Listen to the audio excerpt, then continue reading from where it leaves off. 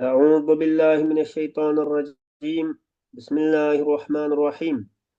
الحمد لله رب العالمين والعاقبة للمتقين، والصلاة والسلام على نبينا محمد وعلى آله وصحابته ومن اتبعهم بإحسان إلى يوم الدين. اللهم لا علم لنا إلا ما علمتنا إنك أنت العليم الحكيم. رب اشرح لي صدري ويسر لي أمري واحلل عقدة من لساني يفقه قولي. ربي زدني علما. Allah Teala'nın iltifat bilen Sure Nisa'nın 11. ayeti keldik. Bu ayetler hazır biz okuması olan ayetler şu mirasqa alaqadır ayetlerimiz. Miras taqsimatı alaqadır. Allah Teala şundaq deydi. Estaizu billah. Yusikumullahu fi evladikum lizzekeri misle hazzil untayeyn. Yine tavsiye kılıdı Allah Teala sizlerin ballarının hakkıda. Yani Allah balalarınlarga tegadigan miras haqida tavsiya qiladi-ki, bir erga ikki ayolning hassasi tegadi. Agar metning qizi 2 yoki 2 dan ko'p bo'lsa, u chaqda ularga mirosning 3 dan 2 hassasi tegadi. Agar varis bir qiz bo'lgan bo'lsa, uningga mirosning yarmi tegadi. Agar metning bolalari bo'lsa, bu chaqda uning ota-onasining har biriga mirosning 6 dan 1 tegadi. Agar uning bolalari bo'lmay, mirosga faqat uning ota-onasi varis qilgan bo'lsa, bu chog'da uning onasiga mirosning 3dan 1 tegadi. Qolgani otasiga tegadi. Agar metning ota-onasidan boshqa yana qarindoshlari bo'lsa, onasiga mirosning 6dan 1 tegadi. Qolganini dadasi oladi. Bu taqsimot metning vasiyati o'rinlangan va qarzi to'lanib bo'lgandan keyin elib berildi. Ota-onalar va bolalaringlardan, ya'ni bu ikkisining qaysining manfaat jihatdan o'zinglarga eng yaqin ekanligini bilmaysizlar. Bular Allah tarafından bekitilgen belgelimidir. Allah hakikaten hemmini bilgiçi, hikmet bilen iş kılgıçıdır. Yani yusikum degen ya'murukum. Buyuruydu Allah Teala sizlerine fi evladikum degen fi şe'ni evladikum. E, Ma hazır tövende zikir kılgan nesler bilen balalarınlarının şan hakkında şuna tavsiye kılıdı ki lezzekeri şu balalarınlarının içinden oğul var için her üçün ikki ayolning nasibasini o'qishi bor. Yani bir erga ikki ayolning nasibasiniki miqdorida keladi demoqchi. Yani masalan tafsirda deb turibdi buni gapni hozir. Idaj tama'ata ma'ahu falahu nisful mal. Agar ikki qiz bir o'g'il bilan jami bo'lib qolsa, masalan bir odamning ikki qiz bir o'g'li bor ekan, unda o'g'ilda bir o'g'ilga mol dunyosining yarmi keladi, ikki qizga qolgan yarmi keladi.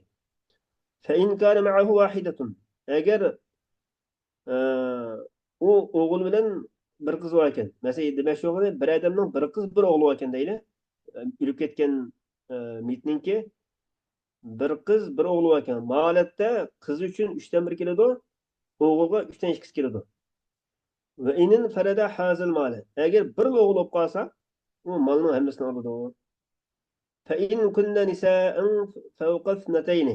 Agar u bolalarning hammasi qiz bo'lib qolsa, o'g'il yo'q ekan, faqat qizlar ekan, 2 dan yuqori qizlar bo'lib qolsa, u chog'da ularga mit tark etgan narsaning tarikiniki 3 dan 2 keladi. Va kazal isnatani li'annahu lil ukhtayn.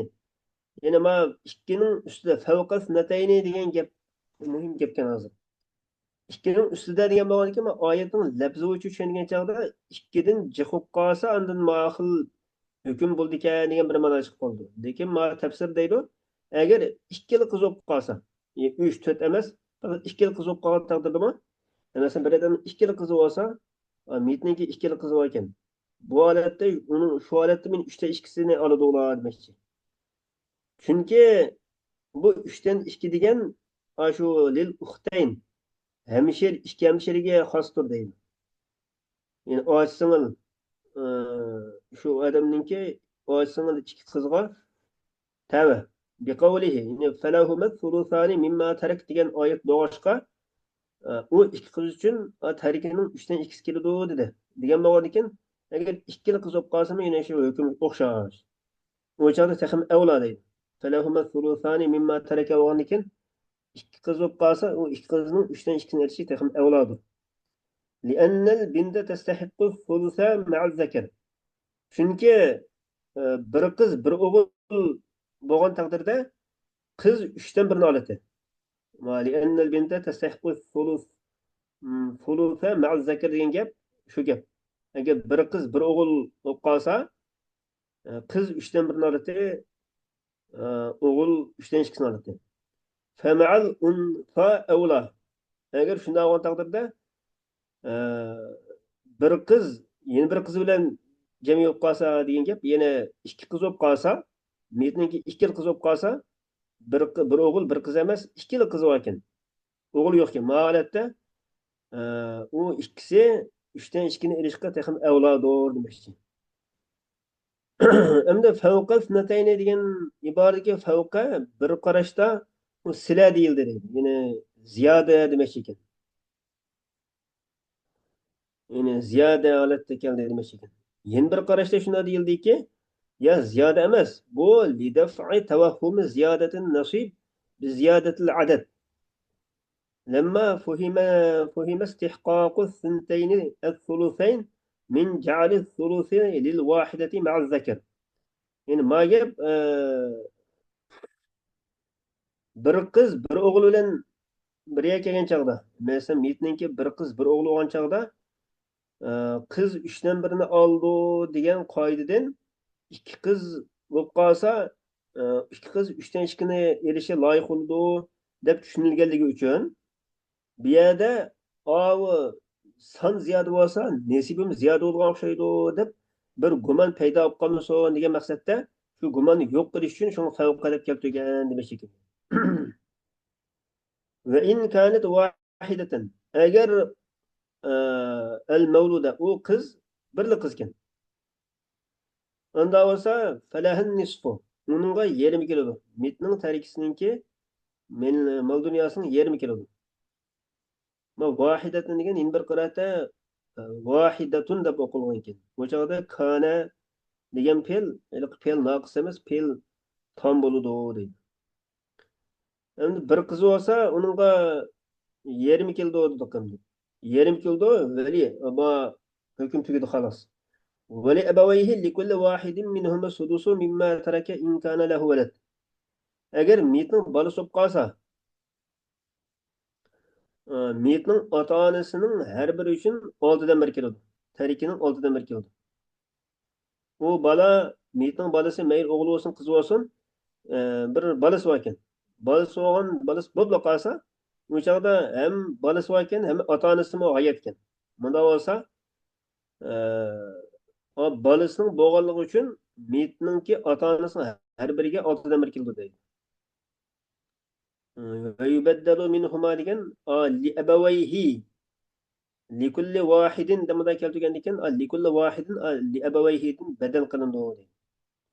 Bu badalninki roli nima desa, afadat annahuma la yashtarikani fihi. U ikkisi 6dan 1ni oladi emas, balki har biri 6dan 1ni oladi degan ma hukmni ifodalaydi deydi. Va ulhiqa bil walad waladul ibni va bil ab al jaddu. Endi bolaga metninki bolasi bo'lib qolsa, inkana lahu walad dedi. Unda olgan ekan, shu valadun deganga navrisim kirib ketadi deydi. Navris bo'lib qolsa, shu ma hukmga mush hukm berildi ekan unga. Abawayhidan metninki dadasi, onasi dedi.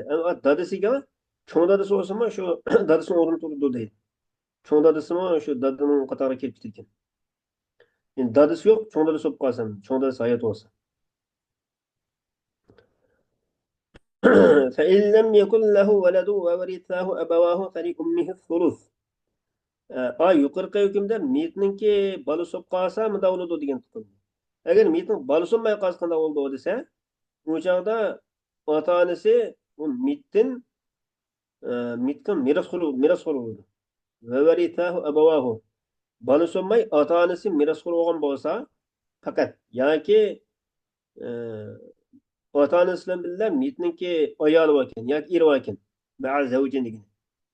Yoki ota-onasi yolg'iz merosxo'r bo'libdi, yoki mitninki eri yoki ayoli bilan birga merosxo'r bo'libdi. Ma tafsir bunda chiqadi, ma tafsirdan mushtamala chiqadi. Musholatda fali ummihi, u mitning onasiga uchdan biri keladi. Fali ummihi degan hamzining zammisi bilan o'qildi deydi. Ummihi. Yana bir qiroatda kasra bilan fali immihi deb o'qildi ekan. Nima uchunsa firorin minal intiqol min dammatin ila kasratin. Ma asli shariat debdi, min zammatin ila kasratin degan xato deydi. Min kasratin ila dammatin o'qildi ekan bu. Yine kesredin zemmege yetkürüştün keçişün. Yani feli onunki tılgı eğri bağlıqtın. Yani feli lamninki yarabi zir olgan iken o ma hemzini peş kısa zir peş bir yakasa adaqa tılgı eğri kelodi dep şuna feli immihi dep lamning yarabiga yandaş durup müşta okulgan demekçi bir. İkili orunu şundaq. Aslında o birisi var feli ummihi dep. Her ikilisi de şu qoida bo'yicha bo'ladi demoqchi. Xo'sh, ma hukmga kelsak, uning onasi 3dan 1 keladi dedik. Ya'ni pul mal, malning 3dan 1 yoki eridan keyin qilib qolgan narsaning. Mitninki eri yoki ayoldan ayoli ip bo'lib qolgan narsaning 3dan 1. Mushta keladi. Ma ev bo'lgandan keyin yoki mundaq ikki tafsirning birisi demoqchi. Men bu tafsir hamda oyatning lafzi bo'yicha bundaq emas. Ma hadislar bilan o icma bilan birleştirip durumda davatkan tefsir var. 3'ten birini anası aldı, onun kağını dadısı aldı. Fe in kana lehu ihvetun. Eğer mitninki kırındaşları okuasa, iki ya ondan köp, er olsun ya ki oğul olsun ya kız olsun, mitnin kırındaşları okuasa, feli ummihu sudus. O çağda anasıga 6'dan 1 kilodu. Qağını dadı salıdı. Vela şey'e lil ihve. Qarindaşlarga hech qanday ders kelmaydi. Qarindaşlar, mitning qarindaşları bo'lganligi uchun, qarindaşları onasining nasibasini kamaytirib etdi meni. Nega u qarindaşlarga miras kelmaydi ekan? Miras kelmasimi? Qarindaşları onasining nasib, qarindaşlarning bo'lganligi onasining nasibasini kamaytirib etdi. Vela şey'e lil ihve. Ve irithu men zekere ma zukira. Yuqorida zikr qilgan narsalarning zikr qilingan shu kishilarniki merosi qanday bo'ladi desa min ba'di vasiyatin yusi biha awdayn. Mitning vasiyati o'rinlab bo'lgandan keyin yoki qarzi to'lanib bo'lgandan keyin bo'ladi. Ma'no muhim ekan. Ma keyingi miros qolag'idir oyatlarimi har birisining keyindan min ba'di vasiyatin yusi biha awdayn deb qayta takrorlaydi ekan. Demak, miros taqsimotida oldin miros shu mitning qarzini to'lab, undan keyin vasiyatni ijro qilib bo'lib, uni qilib bo'lgandan keyin mirosni taqsim qilish muhim ekan. Bu navbat muhim ekan. Min ba'di tanfizi, yema tanfiz degan tafsirim. Vasiyatni ijro qilib bo'lgandan keyin vasiyat qildi uni, o'sha mit masalan, yusi yoki yusa xilo qilgan. Ev deynin, ya'ni yoki qadoi deynin. Oshninki gadiniki qarzini ado qilib bo'lgandan keyin bo'ladi. Va taqdimul vasiyati ala dayn va in kanat muakhkharatan anhu fil vafa. Asli qoidada qarzini to'lab bo'lib, eng oldin qarzini mitning gadiniki qarzini to'lab bu qonundan xalos bo'lib qolgandan keyin endi vasiyatni ijro qilib ikkinchi qadamda uningki 3-chi qadamda mirosni taqsim qilishga boshlagan ekan. Nega ma oyatda vasiyat unda bo'lsa, vasiyat qarzning oldini keldigo deyilib qolsa, ya'ni taqdimul vasiyat ala dayn degan va in kanat muakhiratan. Halbuki vasiyat qarzning keyingi qadamda ijro qilingan bo'lsa-mu, lekin oyatning lafzida vasiyatni qarzning oldini keltirdi. Buningki hikmat nima bo'lsa, lil ihtimami biha. Vasiyatning muhim ekanligini bildirib qo'yish uchun, uni ahamiyat berish uchun. Abaukum abnaukum la tadruna ayyuhum aqrabu lakum naf'a. Sizlarning dadalaringlar va o'g'illaringlarningki Bu abaukum abnaukum degan mubtada ekan, jumlaning egasi ekan. Jumlaning xabari la tadruna ayyuhum aqrabu lakum naf'a. Bilmaysizlar sizlar ularning qaysiniki sizlarga manfaatga yaqinroq ekanligini. Yani dunyo va oxiratlik ishlarning hammasida qaysining sizlarga manfaatga yaqinroq ekanligini bilmaysizlar.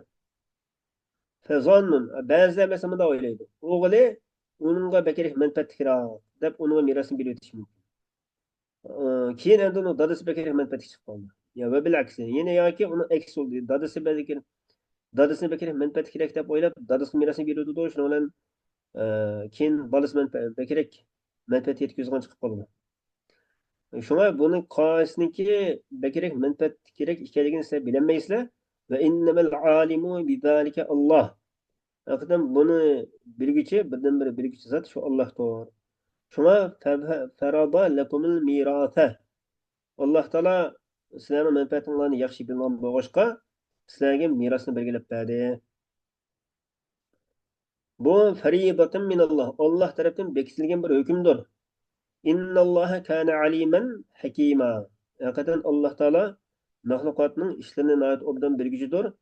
Hikmet bilen iş kılgıçıdır. Özünün uğurlaştırılan işlerde. Yani lem yezel muttasifan bizalike. Allah Teala ezelden muşu sıfatını gücüdür. Yani kana alimede yine hikmet emini bilgüçü bol diye, hikmet ve iş kılgıçı bol diye diyen mana çıkıdı hem zaman depsi bu şu.